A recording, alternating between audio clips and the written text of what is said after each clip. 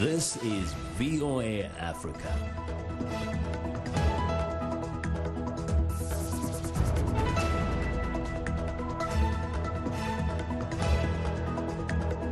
Good evening, I'm Linor Mudu. Esther Gitu-Ewart is off today.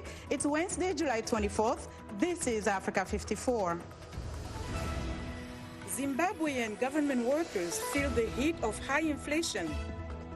Nearly 2 million cyclone survivors in Mozambique are at risk of severe food shortages. We'll have the details. And motorcycle taxi firms rev up for a race into West Africa.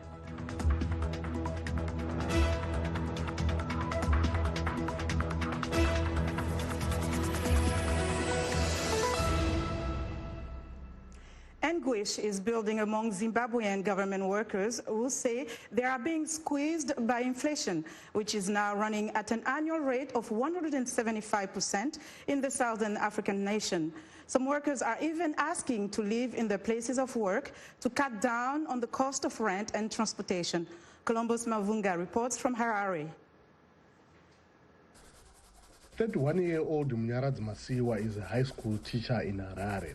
He says he went into the profession because he admired his teacher growing up and saw them living in nice houses and driving nice cars. But now he says he has lost all motivation because he makes less than $30 per month and can't support his 5 dependents, including his 75-year-old mother and 2 children. I'm going to work right now. I've just got porridge. I cannot afford to buy a loaf of bread. It's very difficult. It's very difficult to get used to the situation. The family is looking up to me. I have nothing to offer on the table. The kids are going to school, nothing to eat. They are just walking into those buildings. Teachers are demotivated. Emotionally, they are not there. This is not what I was expecting.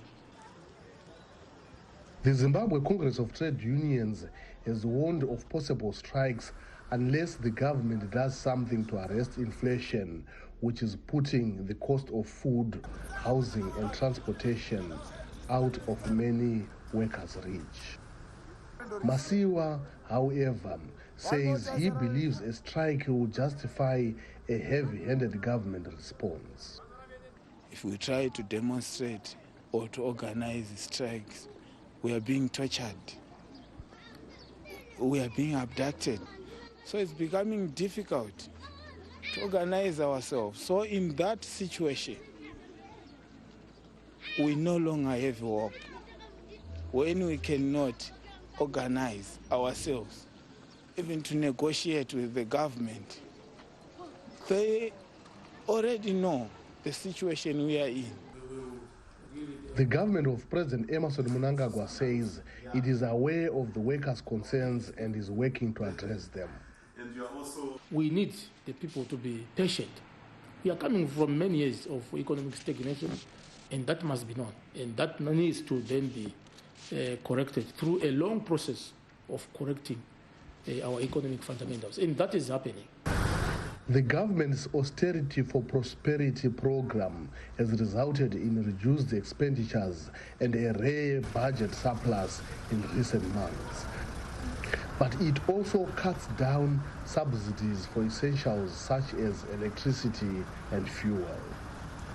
But for Masiwa and other workers like him, that means more days of no electricity, not enough food, and no clean tap water. Workers in various government departments have sought permission to live at their workplace, even in courtrooms, to lower their transportation and rent costs. The government has dismissed the request as the work of the opposition.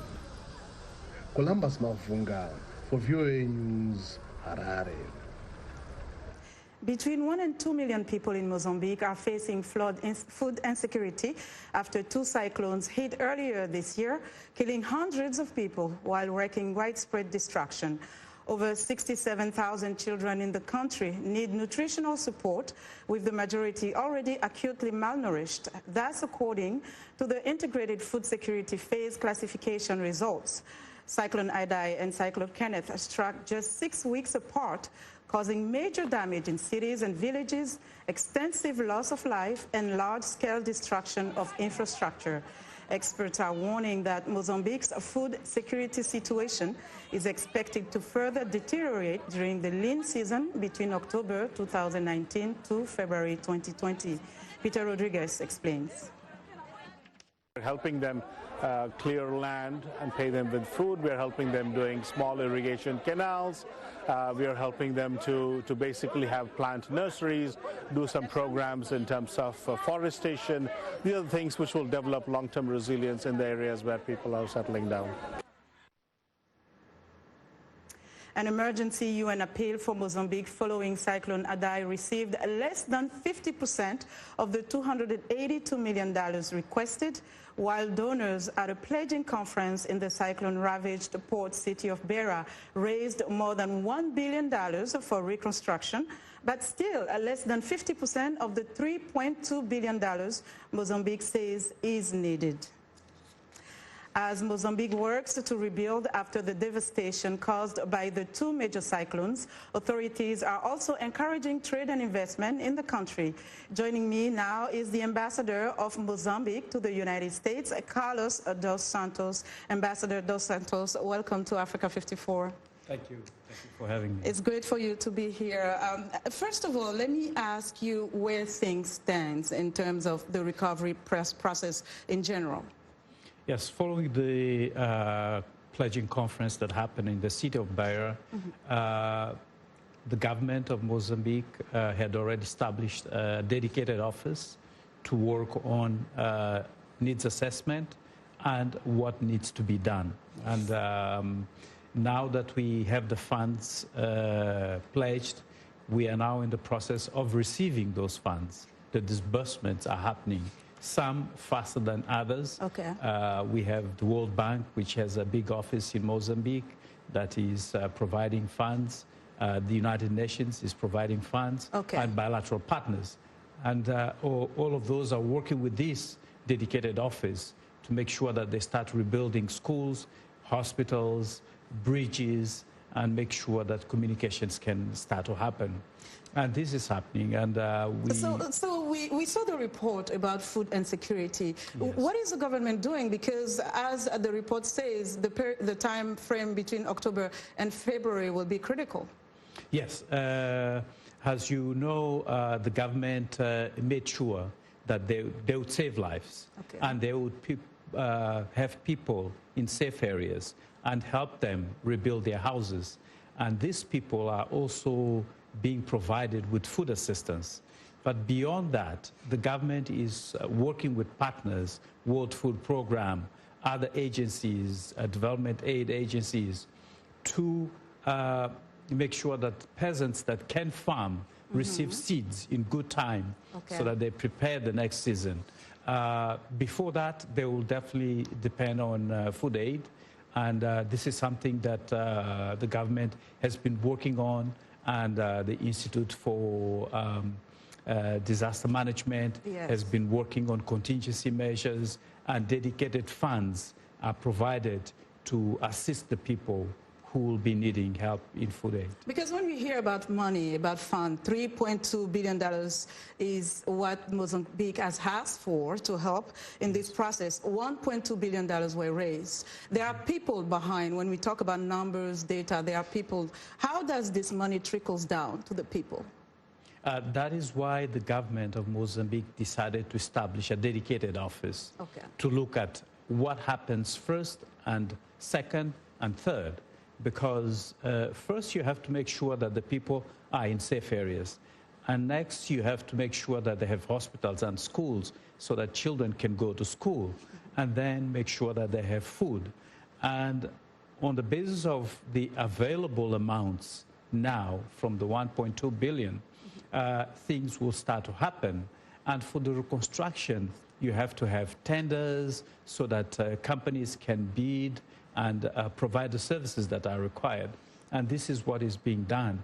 And I think we have good partners from the international community that are helping the government of Mozambique.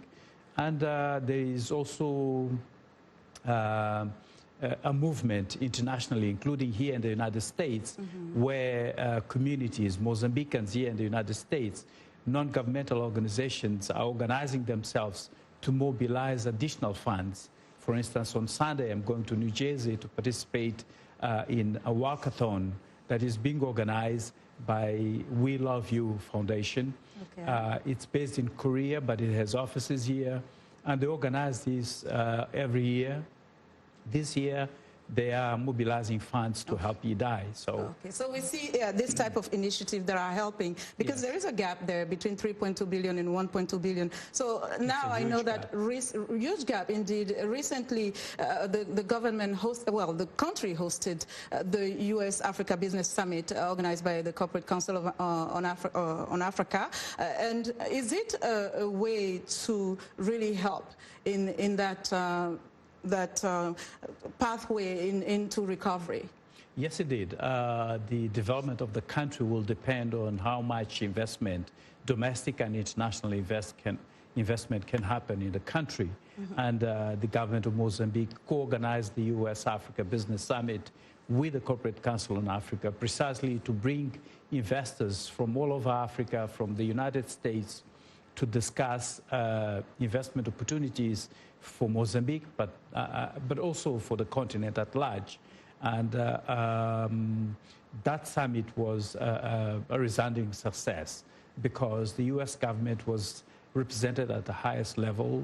We had the Deputy Secretary for Commerce. We had the administrator of USAID looking at the link between development projects and business to make sure that they go in tandem. And we had the launch of the initiative by the U.S. administration called Prosper Africa. And all of these initiatives are going to help not only Mozambique, but the whole continent of Africa. And quickly, Ambassador, before we wrap, what sectors are favorable at this stage in terms of investing in Mozambique? The government of Mozambique decided on 4 specific sectors: agriculture, agribusiness, energy, tourism, infrastructure development. And we can add others like fisheries and financial services. Ambassador, we have to leave it there. Thank you so much for joining us today. Thank you. It's a pleasure to be here. And that's Ambassador Dos Santos of Mozambique. He's the ambassador of Mozambique to the United States. And there's been a change at the top of Kenya's finance ministry. Just one day after Henry Rotich was charged with corruption, Kenya's presidency has tapped Ukur Yatani, the nation's labor minister, as the new acting finance minister. Rotich pleaded not guilty Tuesday to corruption charges linked to the construction of 2 dams. President Uhuru Kenyatta also replaced the deputy finance minister, Kamau Thagi.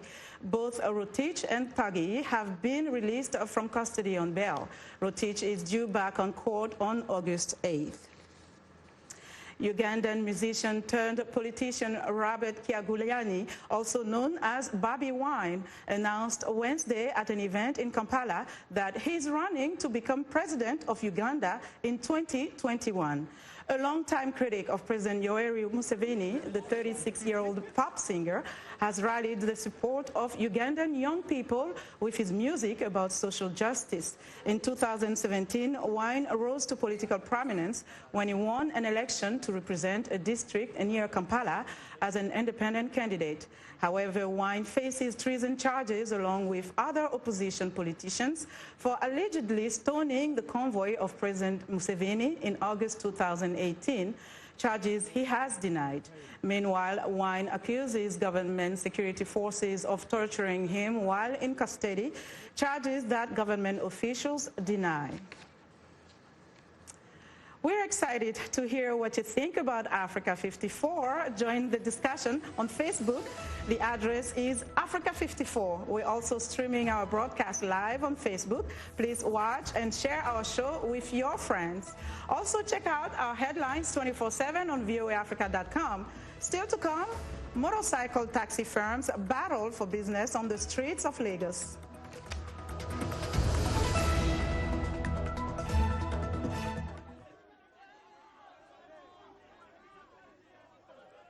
host and senior editor of VOA's international call-in talk show, Straight Talk Africa. Today we'll examine the tobacco industry. We pretty much touch on anything that you can think of. Politics, health issues, human rights issues, you name it, we talk about it. The issues that we discuss are pertinent to most people on the African continent. A very, very rare and unique opportunity to interact with their leaders. The lyrics could be French, English, Portuguese, Bantu, Arabic. It is the beat. The African beat that counts. The beat does all the translations. It cuts across all languages and gives us the understanding that this is the African beat. It is so distinct and adhesive. It binds us together. African Beat on the Voice of America. For more information, visit our website at www.voanews.com/AfricanBeat.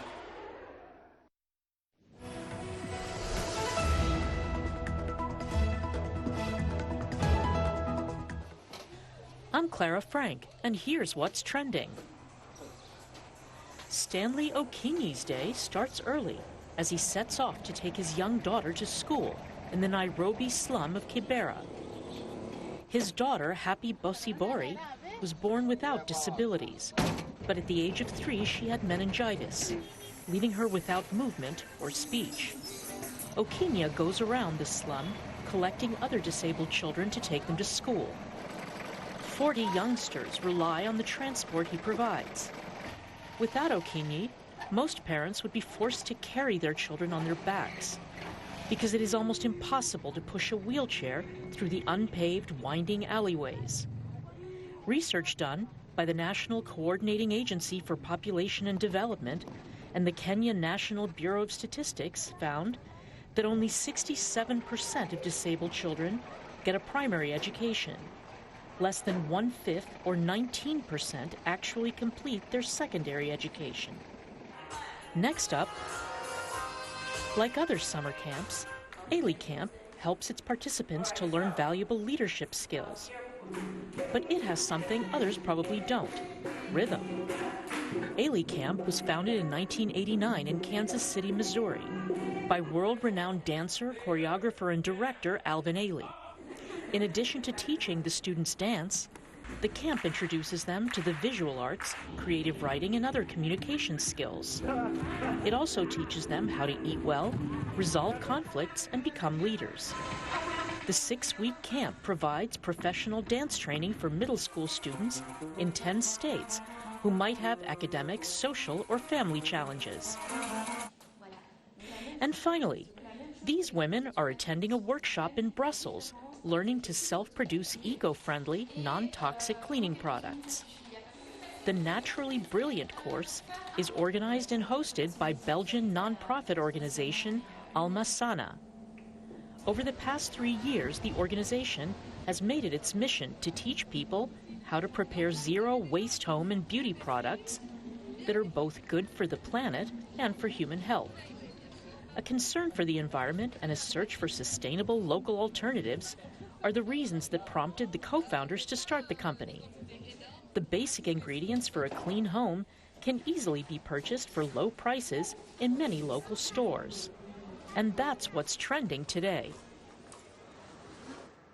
All eyes are on Capitol Hill Wednesday as former Special Counsel Robert Mueller testifies before Congress on his investigation of Russian meddling in the 2016 U.S. presidential election. Mueller told lawmakers that his probe did not exonerate President Donald Trump of allegedly obstructing justice by trying to thwart the inquiry, even though President Trump has claimed it did. As the hours of testimony started, a House Judiciary Committee Chairman Gerald Nadler asked the prosecutor, "Did you totally exonerate the president?" The finding indicates that the president was not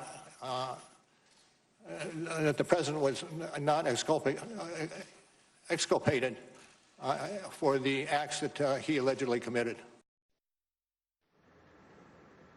Mueller explained, however, that Trump could not be criminally charged because of a long-standing Justice Department policy prohibiting the indictment of a sitting president.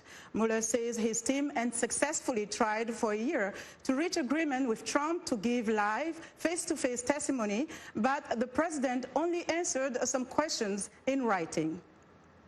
Mueller, following closely to the 448-page report his investigators compiled after a 22-month probe, acknowledged to Republican Congressman Doug Collins that his investigators concluded there was insufficient evidence to charge Trump or any of his 2016 campaign staff with conspiring with Russia to help Trump win a 4-year term in the White House. Trump said this week he had no intention of watching the 5-hour nationally televised Mueller hearing, or maybe only snippets of it.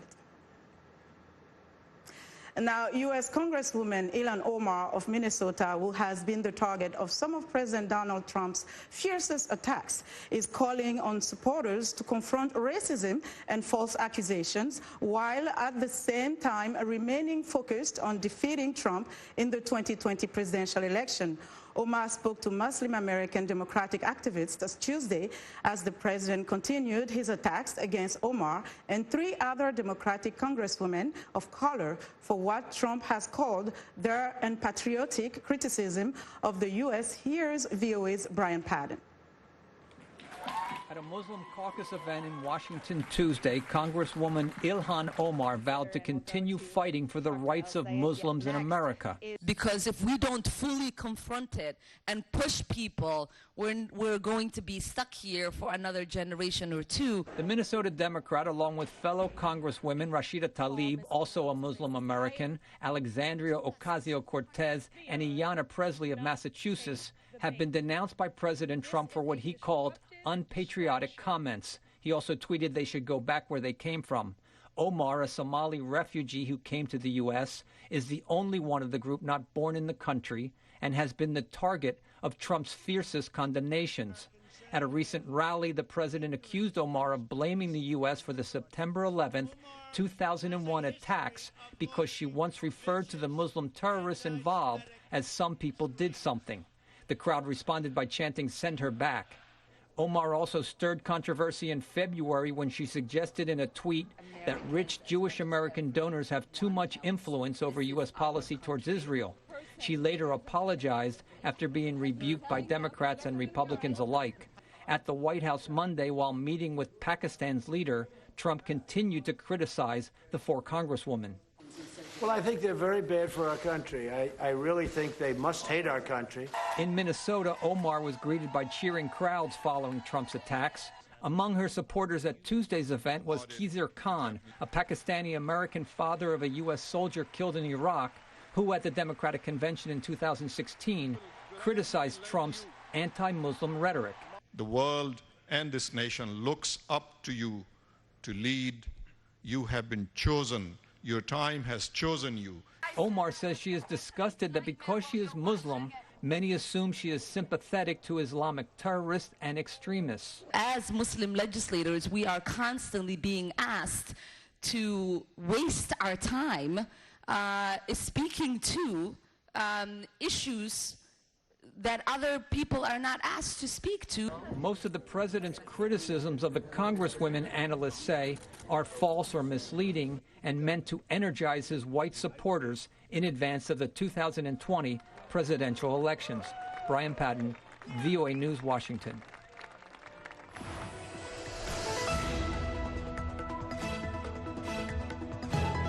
It's time for our technology update, and joining us now with his latest report is our tech reporter, Pauline Dio. Paul, what do you have for us today?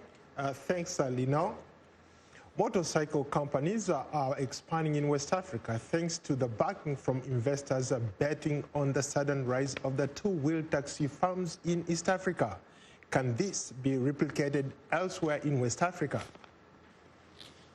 motorbike taxi firms are now battling it out on the streets of Nigeria's commercial capital, Lagos. As Nigeria's oldest motorcycle taxi firm, Max NG, is planning to expand across the country and launch in Ghana and Ivory Coast. Informal motorcycle taxis operate across Nigeria, where they are known as Okadas. The two-wheeled ride-hailing firms hope to lure passengers seeking rides that are safe and fast. The new companies are hoping to win market share by offering teams of trained drivers, safety equipment, and the convenience of booking rides through a mobile application.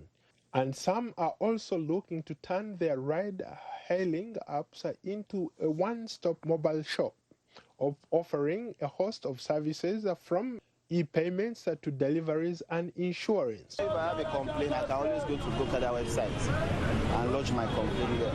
And I want them, everybody wants faster movement in Lagos. We all know Lagos, but we are still afraid of the normal Okada. Rival ride-hailing companies typically have a mobile app but also allow passengers to hail available riders. Gokada launched in Lagos in 2018. Founder Falim Saleh says so far the company has raised $5 million this year and plans to start rolling out services like repair centers and rider training schools across West Africa. There's so many Okadas that they're here to stay at least for a while. So why not make the best of it, right? Why not make sure they're driving safely? Why not track them? Why not give them proper permits, and make the best of a situation instead of just ignoring what the reality is. Okadas have come under so much criticism for unpredictable driving and accidents that in 2012, Lagos banned motorcycles with a cylinder capacity below 200 cc from using major roads and bridges that crisscross the city built around a lagoon. Jude Okolo left his job as a clerk a year ago and became a Gokada rider. He was actually interested in their vision, the vision of saving people's time, taking them to their destination safe and sound. And I wanted to be part of that vision at the same time to actually increase my financial capability so that I can do more. Max NG plans to launch in 3 other West African cities, including Ghana, Ivory Coast, and some other states in Nigeria. According to Max NG co-founder Adetoyo Bimudulo, Nigerians principally mostly move around either on motorcycles or in minibuses. And these are two spaces that haven't seen a lot of formalization and structure, even as we speak, right? So if you combine all the organized and structured ride-hailing platforms and transport companies to date, they're still less than 1% of the total market. Africa offers enormous potential for ride-hailing firms, for example, in East Africa, where two-wheel taxis known as Boda Boda are already accessible. Ugandan company Safe Boda, which was founded in 2015 and launched in Nairobi last year, said it is in the process of launching in Nigeria. Both Gokada and Max NG said the average cost of a trip was around $2, but there are no signs of interests waning from firms planning to launch in the region. Good night.